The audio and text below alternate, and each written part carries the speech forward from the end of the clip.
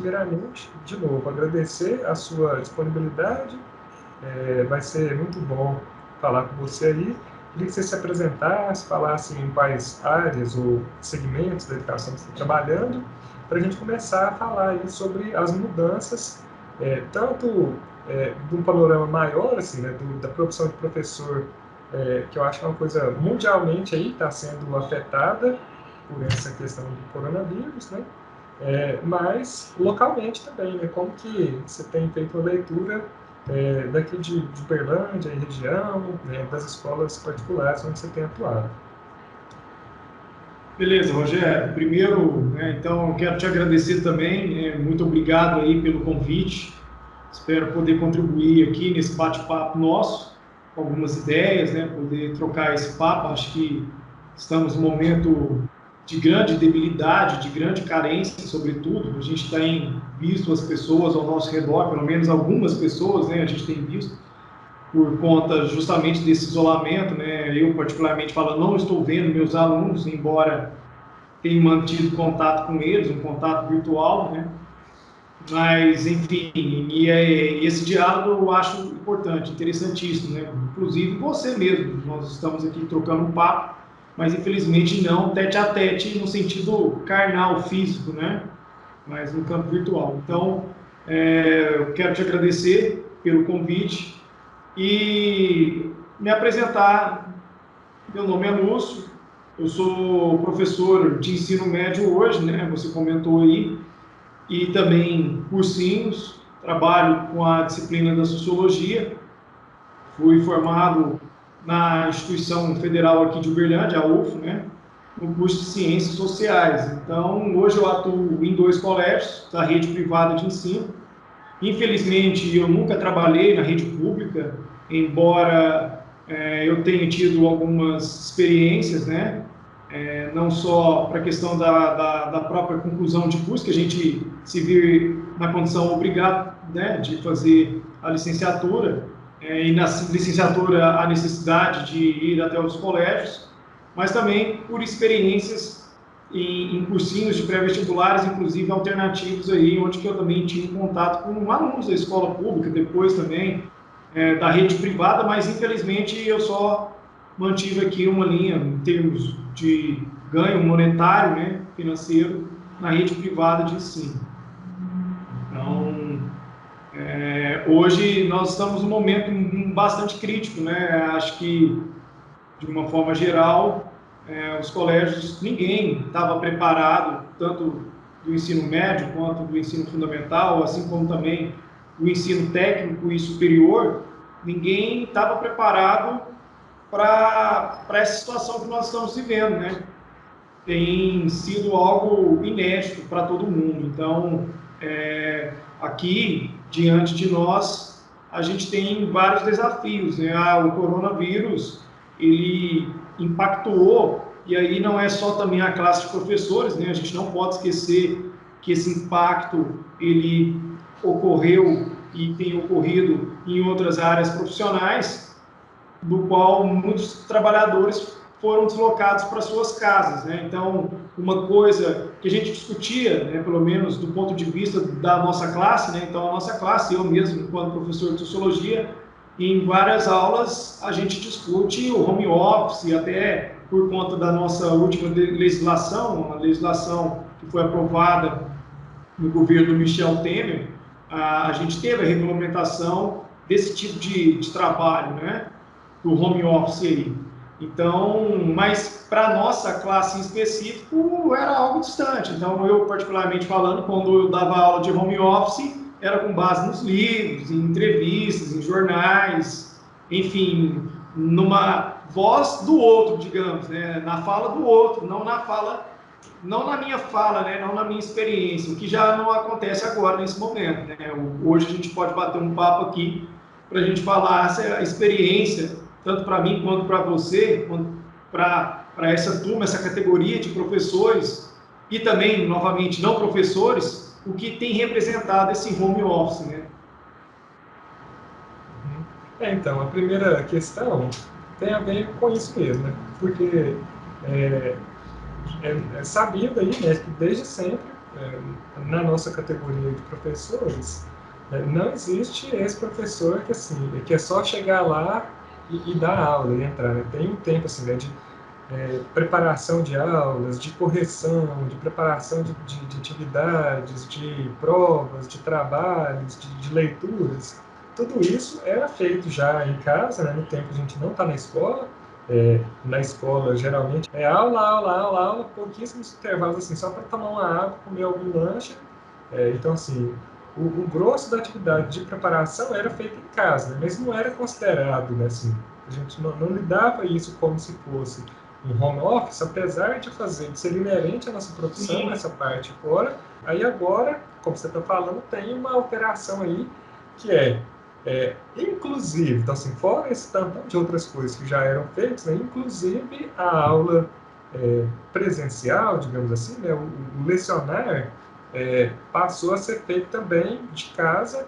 E aí a primeira questão que eu queria saber de você é em relação a um aspecto talvez assim, não sei se burocrático, mas como que está sendo isso, né, nas escolas em que você tem trabalhado, nessa parte de como que é a aula, assim, a distribuição dos horários das aulas, ou como está sendo a sua atuação no contato com os alunos. A primeira coisa é essa. Tá, vamos por parte aqui, porque eu acho que é muita coisa, né? Primeiro, eu acho que fica interessante eu falar um pouco da minha experiência aqui, né? Com essas escolas que eu trabalho, novamente, escolas da rede privada de ensino. Então, como eu estava falando, a gente não estava preparado, todo mundo foi pego numa situação de, como eu posso dizer, de algo que era de fato inédito, pego na saia justa, digamos, né? E, enfim, a primeira semana nossa no isolamento foi aquele salve-se quem puder. Eu digo isso porque as escolas, elas buscaram estratégias para que, novamente, os nossos alunos, eles mantivessem a regularidade do ensino. Então, o primeiro pensamento, e eu acho que esse pensamento ele é legítimo, era da gente não perder, digamos, o tempo, não perder o ritmo de trabalho, não entender que o isolamento era condição de férias, inclusive, primeiro começou com hashtags, então, colocando isso em evidência, né, para o aluno entender que ele ia para sua casa, ele ficaria confinado em casa, só que, novamente, isso não seria uma férias, né?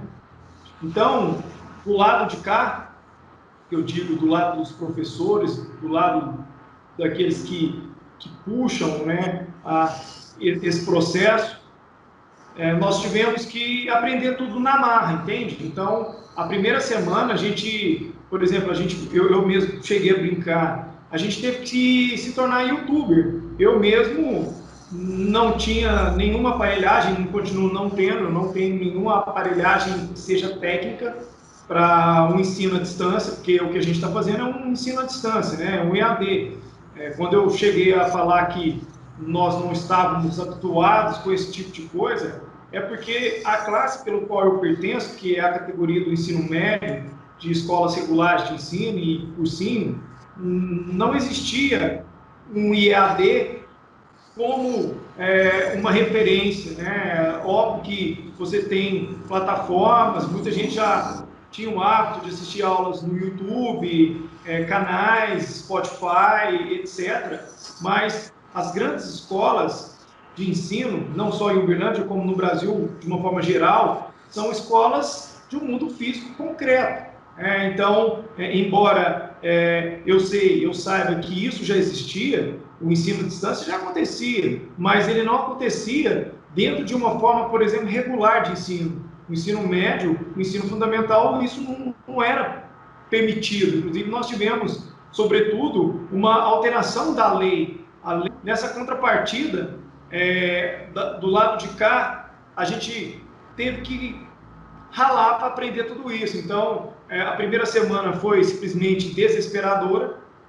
Se eu puder definir ela, eu acho que a melhor palavra, a melhor terminologia é isso, porque ninguém tinha aparelhagem certa. Então, por exemplo, companheiros que simplesmente não tinham notebook, tiveram que usar telefone celular, e aí tem que aprender a mexer com um aplicativo. Você vai ter que, por exemplo, muita gente não tem nem sequer um espaço adequado a isso. Então, esse momento especificamente foi um momento muito difícil, né? Você tem que aprender a mexer com programas, tem que gravar, tem que conseguir subir para um tipo de uma nuvem, fazer parte de edição. Então, a priori, o primeiro, vamos dizer, desafio que essa situação inédita trouxe foi essa, né? O momento dessa força de trabalho ter que, de um certo aspecto, se qualificar para ofertar esse tipo de serviço, né? Esse tipo de trabalho. O segundo momento é o momento da prática, eu vejo como o momento da prática. E aí a prática é no acerto e no erro, né? Então, a gente foi gravando, eu já logo, salvo engano, na terceira ou segunda semana eu comecei a fazer aulas ao vivo. Então, primeiro foram aulas gravadas, então a gente gravava a aula, subia para a nuvem, disponibilizava para os alunos. Por exemplo, eu também comecei a usar ferramentas, aplicativos pessoais. Por exemplo, eu não fornecia o meu WhatsApp para aluno, eu nunca forneci meu telefone pessoal para alunos, porém, numa situação como essa, eu me vi obrigado a fazer isso, né? Então, muito aluno tirando dúvida no Instagram, pelo fato também do Instagram ter sua limitação, a gente foi fazendo grupos via WhatsApp para trocar materiais, para passar tarefas, para dar indicações de filmes, documentários, músicas, né? Até porque também a internet, a gente sabe perfeitamente que ela tem um campo vasto, praticamente infinito de informações, embora, né, a gente possa questionar, e sempre é importante o questionamento do conteúdo, né, das informações, do conteúdo dessas aulas que também estão disponíveis aí, particularmente na minha área, que é a área da sociologia. Infelizmente, tem muitas aulas, mas muitas aulas no qual a pessoa usa conceitos que são inapropriados, enfim, né? Então, tudo isso a gente já sabe, mas querendo ou não, foi uma ferramenta, né? Querendo ou não, foi algo que a gente começou a usar mais. Por exemplo, eu sempre indiquei filmes, documentários na minha aula, enfim, videoaulas também, que não são minhas, para os meus alunos. Mas a partir desse momento eu me vi na obrigatoriedade de ter que filtrar e compartilhar isso muito mais do que antes que eu fazia, entendeu? Então, a ideia de poder se apropriar da internet e, digamos, daquilo que ela tem de melhor, com artigos científicos, porque tudo que possa complementar se torna favorável nesse momento, né? Se torna uma ferramenta que é de grande valia, né? Então, nem tudo que está na internet também é uma porcaria, nem tudo que está na internet é ruim. Então, esse segundo momento é o momento do fazer, né? Então, é o momento do fazer ali, um pouco de teste, acerto e erro o tempo todo, mas é um processo que foi no dia a dia. Então, na segunda semana começou as aulas ao vivo e elas foram intensificando. Agora, nesse sentido, nesse terceiro momento, que eu acho que agora eu posso dizer que eu estou num terceiro momento, é o momento que a coisa já se consolidou um pouco mais, né? Assim, um pouco mais porque nas primeiras semanas meu telefone aqui era 24 horas. Então era 24 horas chegando informação. Então toda hora um novo planejamento e se definia que ia ter uma aula de tantos minutos, que o professor seria obrigado a passar uma atividade, determinados exercícios, uma quantidade X, aí depois já mudava tudo de novo. Então, reuniões, nós tivemos muitas reuniões. Então, assim, voltando, fazendo esse regresso para o primeiro momento, e por isso que ele é desesperador, eu especificamente, além de estar num processo de absorção psicológica do que está acontecendo, né, porque eu acho que, de alguma forma, quem teve essa oportunidade, porque nem todos tiveram a oportunidade, de fato, de se isolarem, né, mas como eu pertenço a uma categoria que o isolamento social se tornou uma realidade, a primeira semana, assim como a segunda semana, foram semanas que o confinamento, ele também mexeu com as nossas estruturas psicológicas de alguma forma, né? Porque, embora eu passe, eu moro num apartamento, né? Então, embora eu passe alguns dias trancado aqui, sem ter que ir no supermercado, porque eu tenho comida disponível na geladeira, eu tenho tudo aqui a meu dispor, mas a qualquer momento que eu quisesse pegar o meu carro ou simplesmente andar pelas ruas a pé, eu poderia. Agora, numa condição como essa, você se sente preso, né? É uma coisa meio maluca. Parece que o asfalto ele é mais latente, a vontade, a necessidade de você sair dessa prisão, desse confinamento, desse Big Brother, digamos, estava rolando. Então, foi um momento de muito estresse, de muito sofrimento, de muita angústia, até porque, ao mesmo tempo que você está nessa angústia diante de uma situação que é vinculada à saúde pública, do outro você está numa angústia do mundo do trabalho, né? Porque a gente teve que se refazer. Eu, especificamente, Lúcio, meus alunos sabem perfeitamente, e ex-alunos também, que eu nunca usava slide, eu não tinha slide, eu não tenho slide, pelo fato de eu não ter uma contingência de slide, eu tenho trabalhado mais do que o dobro. Eu acho que falar que eu estou trabalhando o dobro é quase que uma ironia, porque, por exemplo, desde que a gente começou já a fazer as aulas, que foi logo na primeira semana, né? Eu não sei mais o que é sábado, eu não sei o que é domingo, eu não sei o que é dia, o que é noite, o que é tarde. De madrugada, não, porque de madrugada é o meu limite, eu tento respeitar, até porque como eu estou fazendo aula presencial, a noite para mim, digamos a madrugada, as horas dormidas são importantes, mas dia, tarde e noite são coisas que se misturaram, são coisas que se misturam, né? Assim como já não existe mais sábado, não existe domingo, inclusive para mim, eu tento manter uma certa rotina, mas é muito difícil. Uhum. E, assim, aí voltando, você falou que teve, então, algumas alterações, algumas fases. Então, teve o primeiro momento do Deus nos acuda lá, que, assim, cada um foi se organizando, para ir tentando já, obviamente, né, nas escolas aí, cada escola em que você trabalha deve ter dado algumas orientações. Eu queria saber, assim, agora, vocês estão dando, nas escolas em que você atua, vocês estão tendo os horários normais de aula, o horário está reduzido? Como que está a relação aluno-professor? Perfeito, Rogério. É a seguinte: primeiro, cada escola, e eu acredito que isso não seja válido apenas para aquelas que eu trabalho, elas têm suas particularidades, né? Então, em termos de estruturas, a gente tem algumas diferenças, sim. Por exemplo, tem escola que tem a sua própria plataforma, tem escola, né, que se apropriou aí, como eu disse, de vídeos, enfim. Então, a gente tem diferentes realidades. Mas há coisas que são comuns, né? Há elementos aqui que se aproximam. Eu vou falar primeiro dos que se aproximam. Então, por exemplo, no que diz respeito à aproximação, uma coisa que aconteceu de uma forma geral foi a redução do tempo de aula, né? Então, nas nossas aulas tradicionais, a nossa aula padrão são de 50 minutos. Embora, né, em cursinhos que eu leciono, em algumas outras estruturas, eu tenho aulas de 40 minutos, 45, então até uma hora, né? Tem aula que eu faço que é uma hora. Mas, enfim, de uma forma padronizada, eram aulas de 50 minutos. Pois é, esse tempo ele já não é o praticado hoje, né? O que as escolas estão praticando de uma forma mais geral, em geral, são aulas de 30 a 40 minutos, então flutua entre 30 e 40 minutos.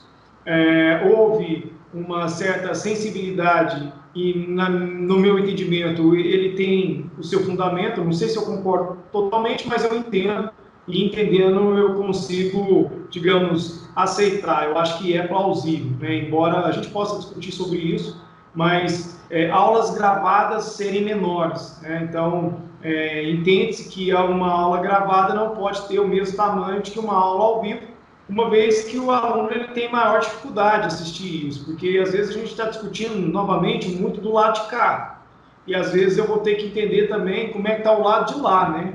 Porque é uma coisa que a gente ainda não fez de uma forma, na minha opinião, correta, respeitável, etc., que é ouvir um pouco os alunos, de como os alunos eles também estão passando por essa mudança, porque essa transformação não é só da força de trabalho, não é só do professor. É inegável que o aluno também ele está diretamente sendo afetado por esses novos métodos, que ele também não é, e não só o aluno, como também as famílias não são, e não estavam preparadas para isso. Até porque tem muita gente achando que essa aula que é feita, seja ela gravada, ou seja ela ao vivo, por uma via de um aplicativo, ou por uma via de um vídeo qualquer disposto na internet, ele acaba suprindo a sala de aula. Isso não é verdade, isso não é 100% correto. Ou então achar algumas famílias que pais agora se tornaram pedagogos, professores. A capacidade de um pai de explicar para o seu filho, obviamente, é diferente de qualquer tipo de professor, né? Então, do ponto de vista inicial dessa estrutura de ensino,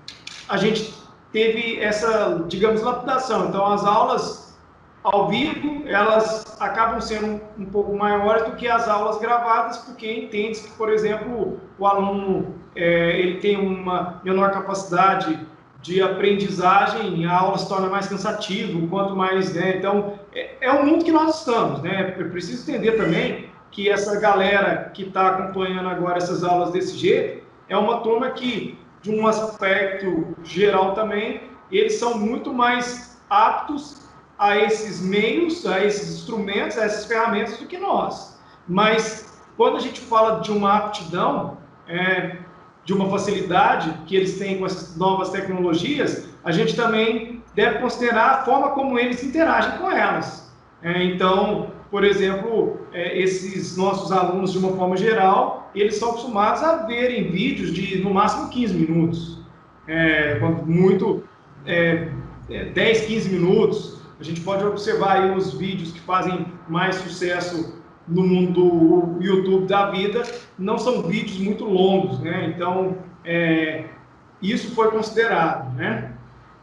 Do que diz respeito agora ao contato, o contato, eu posso dizer que na aula gravada ela não existe. Eu coloco a minha aula aqui, eu gravo ela, tento interagir de uma forma de levantar perguntas, fazer questionamentos, mas já aqui, né, naquela experiência de professor, já ali tentando entender qual é a dúvida que vai surgir, porque essa aula, como não tem nenhuma forma de interação, eu não consigo saber de fato a real dúvida que vai aparecer, que é diferente de uma sala, quando o aluno levanta a mão, ou ele simplesmente ele faz uma expressão corporal e eu já logo entendo que ali não ficou muito bem explicado, enfim.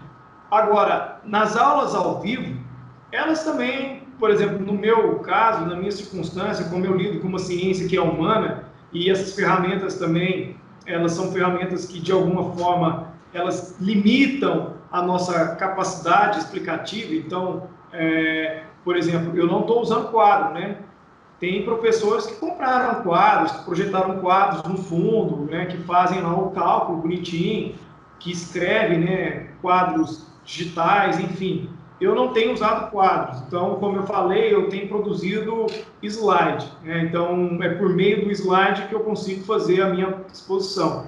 E aí eu combino com os meninos, né? Eu tenho combinado com eles que é o seguinte: eu faço a aula num tempo X, levando em consideração, digamos, o 100% do tempo que eu tenho, eu coloco ali 80% de conteúdo, 80% de aula, então eu faço toda a aula numa tacada só, e depois, digamos, dos 20% que eu tenho, do 100% de aula, eu deixo aquele momento para ele tirar dúvida, para ele fazer alguma forma de pergunta, né? A priori, quando começou essas aulas, que a gente poderia interagir, a gente percebeu justamente essa dificuldade, né? Porque, querendo ou não, ela está aí, ela aparece.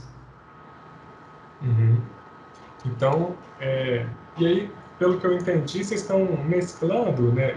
Deve ser nas escolas em que você trabalha, estão mesclando. Tem uma quantidade da carga horária que você grava a aula, assim, né? Você faz um processo aí de edição dessas aulas e tal, e manda, os alunos vão assistindo, e uma outra porcentagem da carga horária são das aulas ao vivo, é isso? Então, assim, ainda hoje estão acontecendo as duas frentes de trabalho, ou agora está só no ao vivo?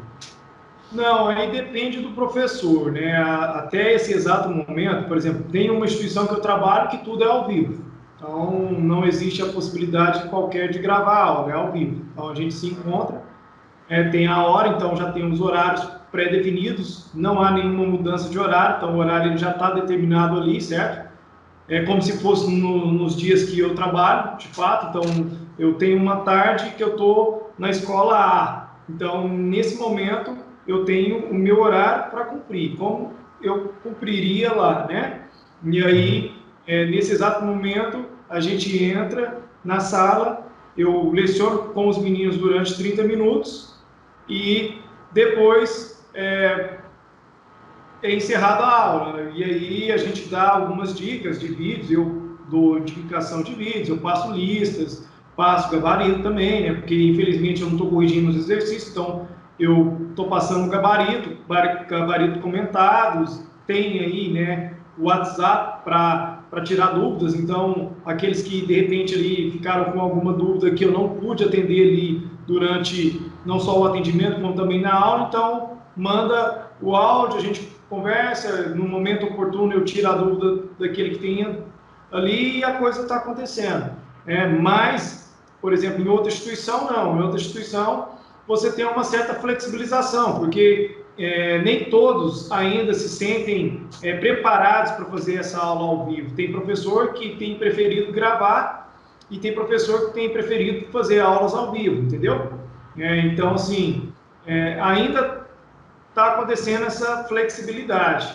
Acredito que se isso perpetuar, pode ser que ela se mantenha ou não, né? O que provavelmente vai ser mais comum é que tudo se torne ao vivo, de fato. Em algum momento pode acontecer que tudo se torne ao vivo. Hoje eu não tenho capacidade de falar se isso vai acontecer ou não, né? Mas do que já ocorreu, nós temos aí uma flexibilidade. Então, aqueles que gravam a aula, eu, inclusive, em alguns momentos tenho gravado também, os horários, eles estão flutuando, então, cada semana eu tenho um horário, mas dentro daquela grade. Então, eu estou dando aula para aqueles alunos que naquele dia eu já faria a aula de fato.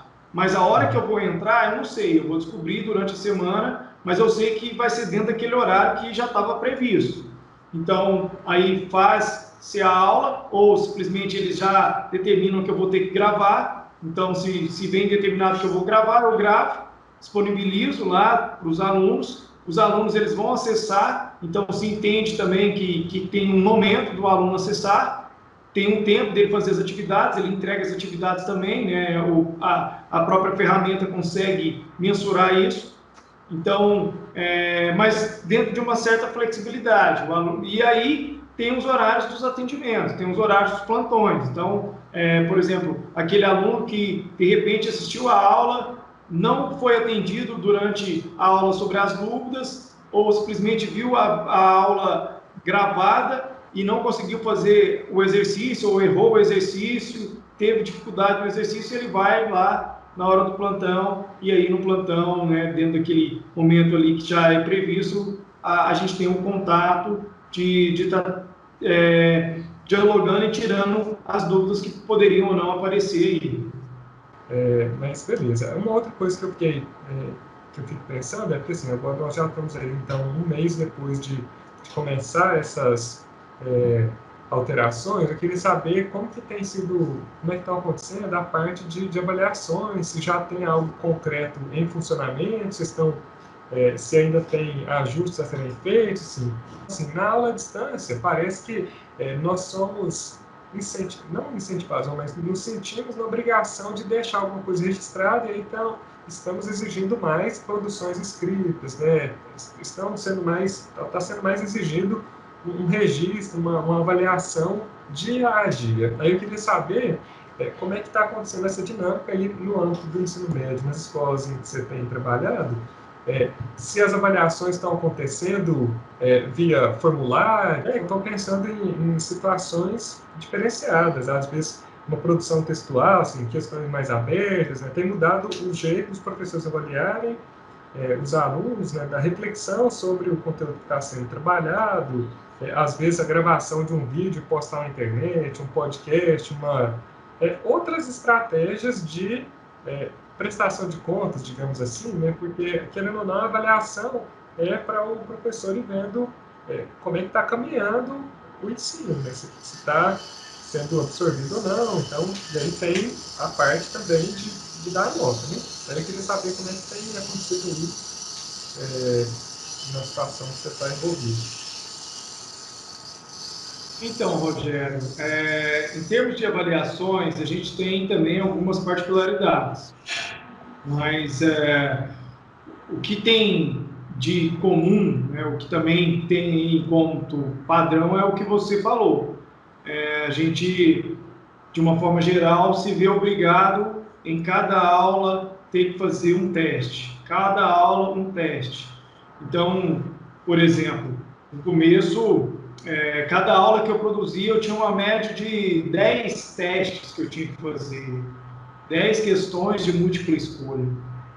Quando eu ouvi isso, eu fiquei horrorizado, eu questionei, eu não entendi isso como algo positivo, porque nas nossas aulas comuns diárias, tudo bem, eu sempre faço atividade, mas a atividade ela flui muito em conformidade com a aula, porque às vezes também eu não concluí um assunto, tá? Um assunto concluído, que não foi concluído, né? Ele está ainda sendo concluído, e me ver na condição de ter que fazer, por exemplo, um arcabouço de 10 questões para aquele tipo de conteúdo, de fato, eu me vi novamente, saia justa, numa dificuldade bem grande, certo?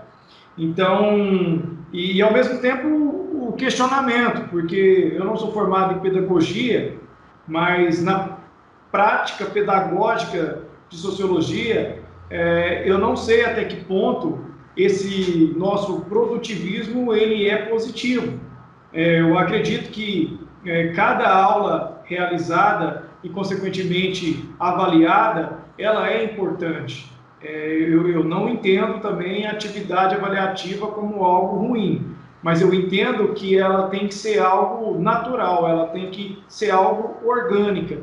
Ela não pode ser algo estruturado, enrijecido, engessado, como muitas vezes nós aqui da rede privada de ensino a gente se vê, né? Porque esses decretos, eles são feitos sempre de cima para baixo, então não há um diálogo e não se leva muitas vezes em considerações as diversidades de disciplinas, porque isso também é um outro fator que tem que ser levado em consideração. 10 questões, sejam elas discursivas ou sejam elas de múltipla escolha, de sociologia e de matemática, elas são diferentes. Tudo bem que a gente pode criar níveis de dificuldades, né, nível médio, alto, né, ou baixo, mas de uma forma geral não é a mesma coisa, né? Nós estamos falando de disciplinas que são distintas, então a forma de trabalho também deve ser distinta.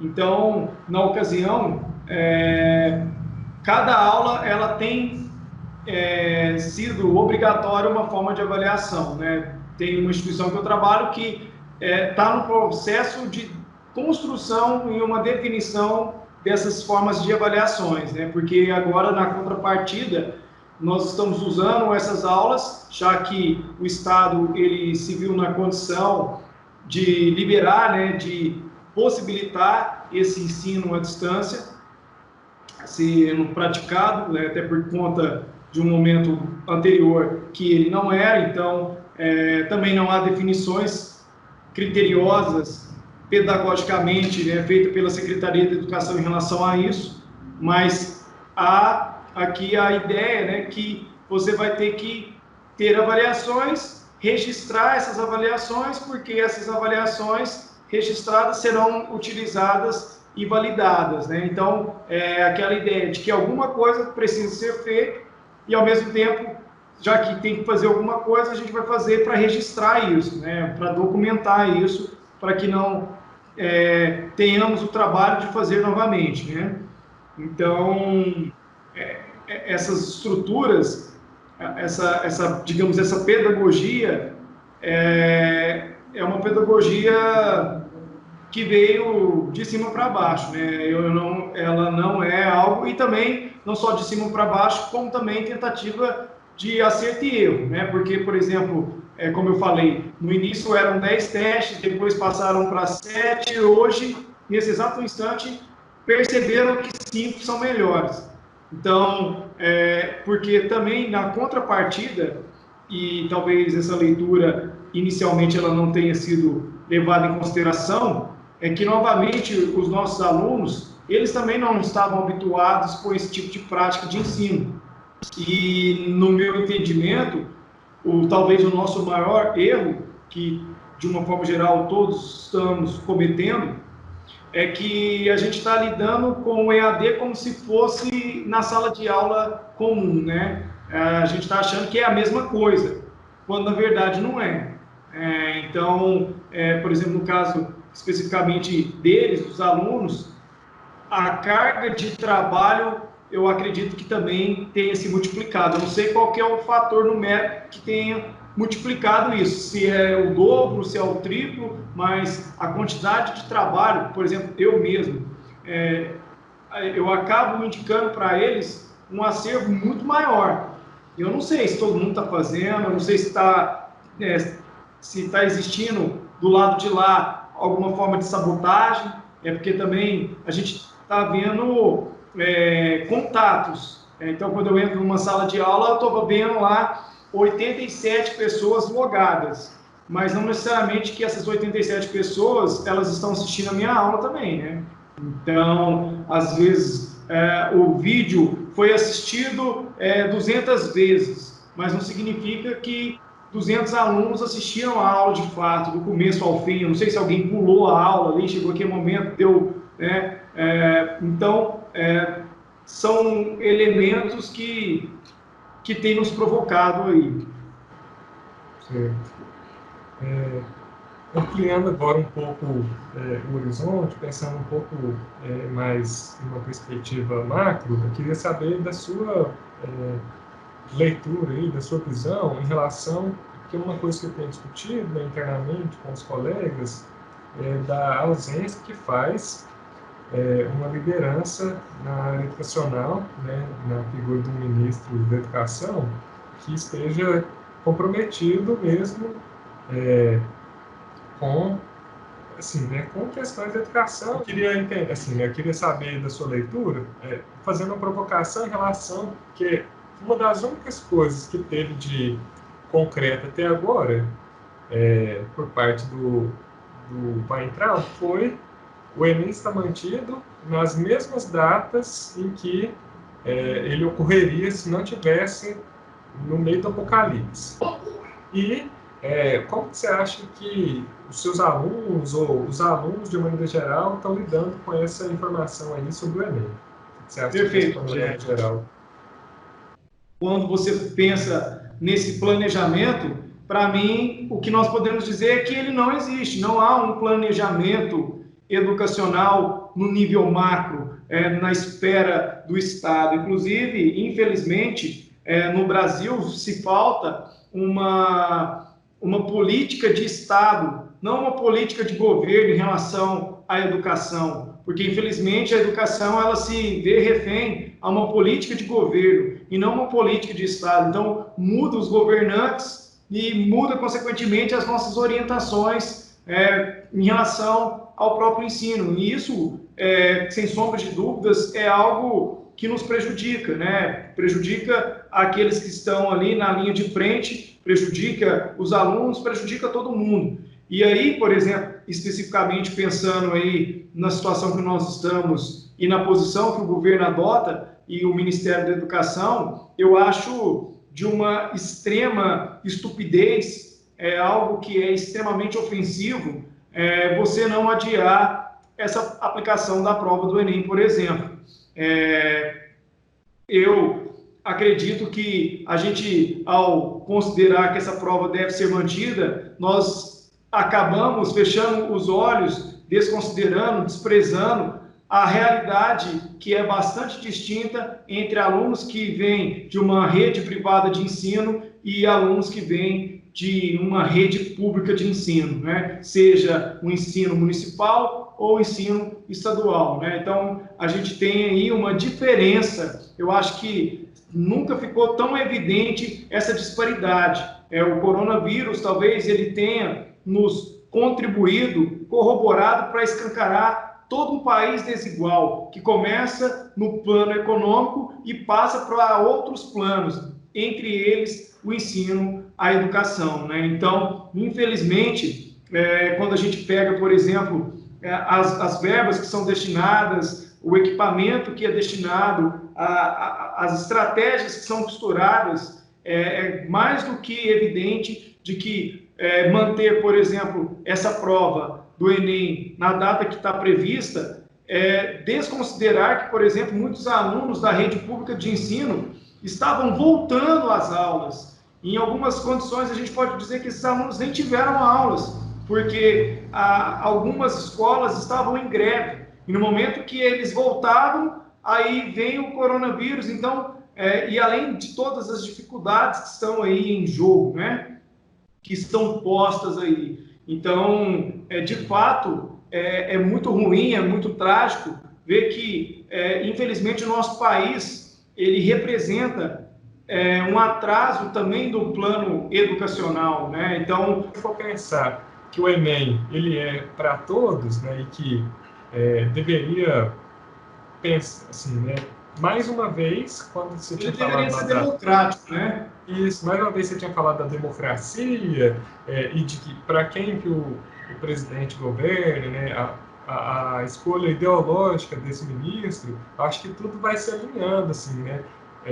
Manter essas datas, acentuar, reconhecer, na verdade, entender como totalmente desprezíveis e como não pessoas aqueles que não têm o acesso, né? Falou que é realmente, né, manter essa data desconsiderar todas essas questões e voltar para um público muito seleto. Um fator que eu acho importante demais da gente colocar isso em evidência, e eu acho que é pôr o dedo na ferida, porque, primeiro, isso não é novidade para ninguém. O que eu vou falar aqui não é novidade para ninguém, ninguém vai ficar horrorizado de descobrir isso hoje. Mas a evidência se torna mais clara, né? Que é a educação como mercadoria. A educação, ela é uma mercadoria como qualquer outra, né? Então, embora muita gente queira negar isso, e aí eu não estou falando nem de Marx, eu poderia usar aqui Pierre Bourdieu, que trabalha com a ideia do capital cultural, capital educacional, capital político. Ele trabalha com vários aspectos de capitais simbólicos, né? E que representa diferenças, formas de desigualdades. Então, no que nós estamos falando diretamente com a educação, fica claro que aquele que tem um poder aquisitivo e um acesso melhor a consumir isso, ele não é prejudicado, porque ele é prejudicado, mas ele não é prejudicado do mesmo jeito para aquele que não consegue consumir, que já não consumia, na verdade, né? Porque o aluno da escola pública, ele consome uma educação que é diferente do consumo de um aluno de uma rede privada de ensino. E aí, a gente tem uma disparidade que já existia, como eu já falei, não é novidade para ninguém, mas fica mais evidente. Por exemplo, uma coisa que eu não vejo discutir, a gente não está discutindo, né, de uma forma latente, é a ideia de que a internet ela se tornou um direito social. E nós estamos no Brasil, e a ONU, se eu não estiver enganado, em 2011, colocou a internet como um direito humano, embora ela não seja levada como um direito humano, como um direito social para o indivíduo, né? Então, no Brasil, nós não temos nem 60% da população brasileira com acesso à internet. Então, como é que você vai falar de ensino à distância com uma sociedade que tem um alto grau de exclusão, inclusive do mundo virtual? Nós falamos de uma exclusão digital. Então, isso tem que ser levado em consideração. Não tem como você desconsiderar isso, porque às vezes a gente também vem com uma leitura de modelos de cidades como Ituiutaba, Uberlândia, Uberaba, Araguari, que são realidades diferentes de outros lugares do Brasil. Ou, simplesmente para não cair no clichê de usar regiões mais afastadas, no qual a gente sabe perfeitamente que tem uma deficiência do IDH, desenvolvimento humano, de acessibilidade, de saneamento básico, assim como também nas periferias, né, das nossas próprias cidades mesmo. Você tem muitos alunos que são de periferia, que inclusive não estão preocupados nem com a educação em si, mas está preocupado com a merenda. A gente sabe perfeitamente que muitos alunos, inclusive, iam para a escola por um fator de alimentação. Então, talvez o problema que a gente está discutindo aqui, ele seja muito mais grave. Os nossos problemas estão muito além do Enem. O Enem ele só vai evidenciar mais uma desigualdade. O Enem seria, para mim, aqui apenas a ponta do iceberg. Do jeito que as coisas vão, eu não duvido que eles possam manter essa data, ou simplesmente adiar ali algumas semanas, que, na minha opinião, também não vai resolver absolutamente nada. Então, a coisa aqui talvez esteja para além, né, desse campo perceptível nosso. E o terceiro ponto, e aí onde que você, né, fez aqui a pontuação, em relação ao comportamento desses nossos alunos, né? Como é que nossos alunos estão aí no seu sentido psicológico da coisa, digamos, né? Como é que eles estão absorvendo isso? Mesmo o sujeito que, diferente do sujeito lá da periferia, que não tem não só internet, como não tem, às vezes, nem luz na sua própria casa, como às vezes não tem nem sequer a própria comida, o próprio alimento, esse outro lado da moeda, que tem de tudo do bom e do melhor, que tem acessibilidade, uma internet rápida, sabe lidar com essas ferramentas, né, que tem essa leitura digital, porque a gente poderia discutir aqui também um certo analfabetismo digital, né, mas isso aí já é uma outra questão. Então, do lado de cá, que você vê justamente aquele que tem todas as condições, digamos, mínimas para fazer um bom trabalho, a gente também não pode esquecer que esse sujeito é um ser humano.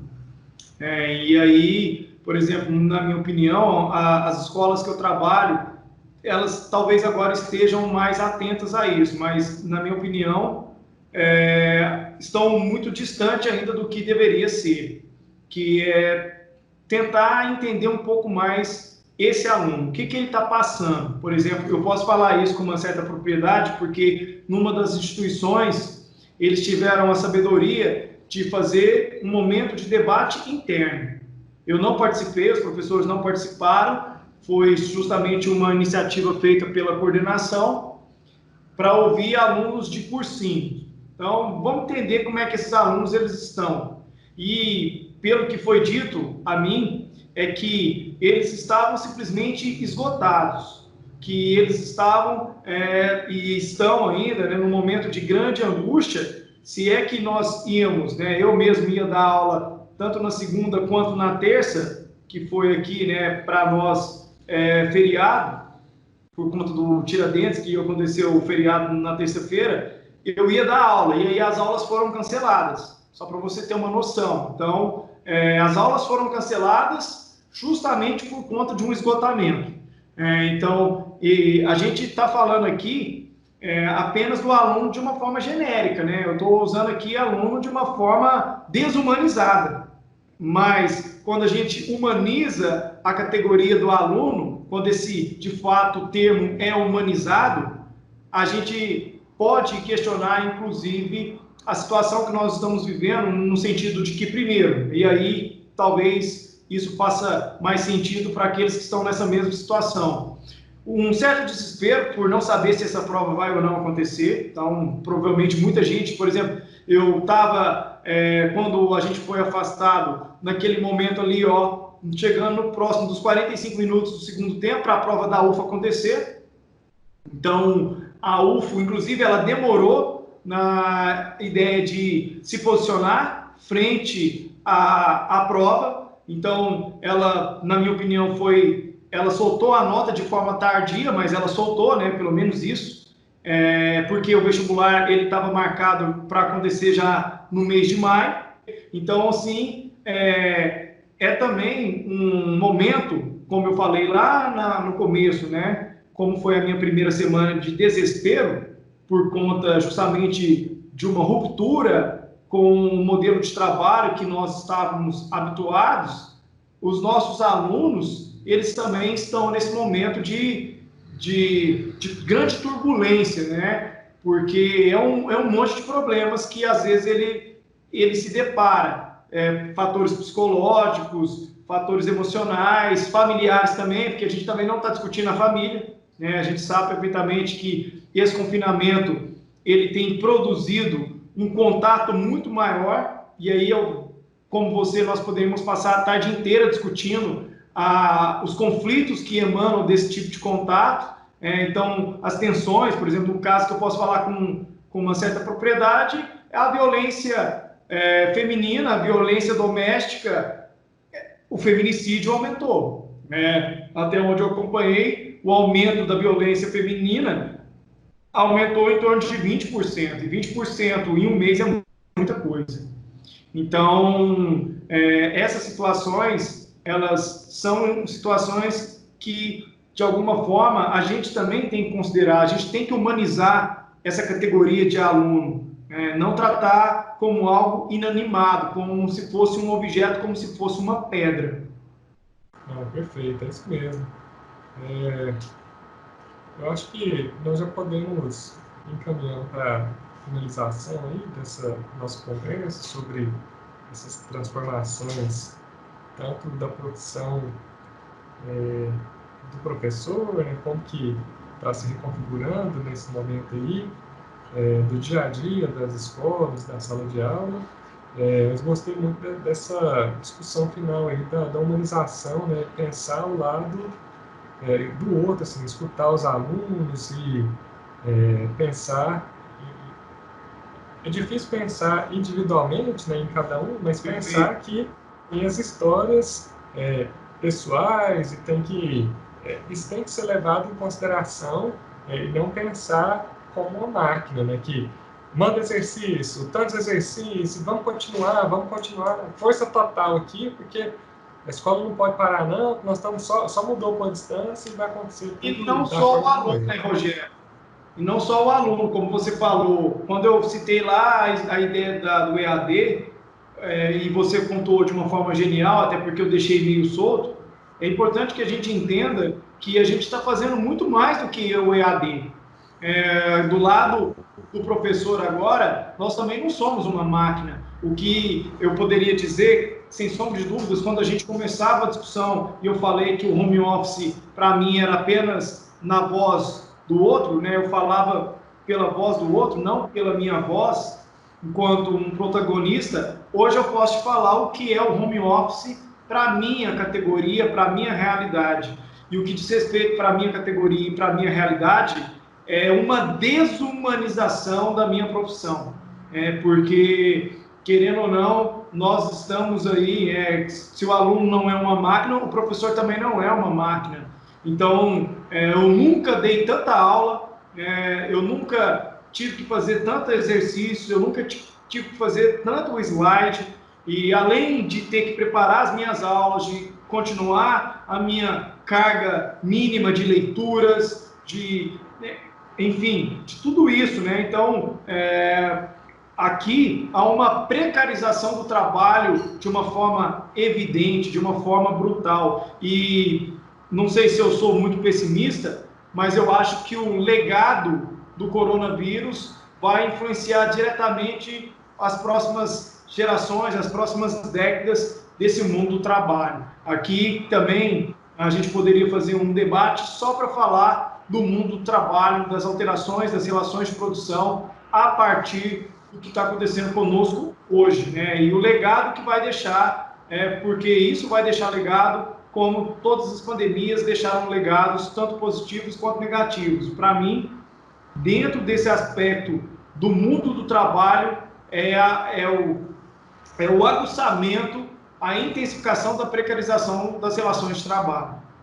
Só para finalizar, então, você queria fazer alguns comentários finais? Ou, assim, né, fica à vontade, mas, assim, de antemão, já agradeço enormemente a sua paciência, a sua disponibilidade em conversar aqui conosco sobre essas transformações. Acho que foi muito profícuo, aí, né, muito produtiva a nossa discussão. Lógico, tem um tantão de coisa que a gente ainda vai abrindo brechas aí para discutir em outras oportunidades, mas é uma discussão que... Sim, eu quero agradecer a participação, acho que, como Sócrates diria, né, que a gente praticou a maêutica, o ato de partorejar novas ideias, né, esse processo, ele é talvez o mais belo da construção de qualquer pensamento, a ideia do diálogo, a ideia de estabelecer que uma troca de informações, entender também que a gente sempre está buscando aí a compreensão, sempre tentando entender um pouco mais dessa realidade complexa, cruel, né? Eu não me vejo como o dono da verdade, mas eu entendo que eu estou à busca dela, né? Essa busca do conhecimento, tentar entender também o outro ponto de vista, contrapor, tentar avançar, né? Eu acho que mais do que o debate, a praxis, a ação do que a gente está fazendo aqui, ela é importante. O fato da gente estar dialogando e, de repente, algumas pessoas que acompanharam aí durante praticamente mais de 1 hora, quase 2 horas aí de debate, aqueles que acompanharam aqui, eu acredito que a gente construiu algo, né? A gente dá informação, isso aqui é algo que se materializa, que se corporifica. Então, eu agradeço novamente aí o seu contato, esse nosso diálogo aqui, sempre muito agradável conversar com você, Rogério. E é isso. Muito obrigado. Precisando aí, pode contar comigo para a gente fazer aí outros debates. Beleza, então, muito obrigado. Até uma próxima oportunidade. Até mais, Lúcio. Falou, meu querido.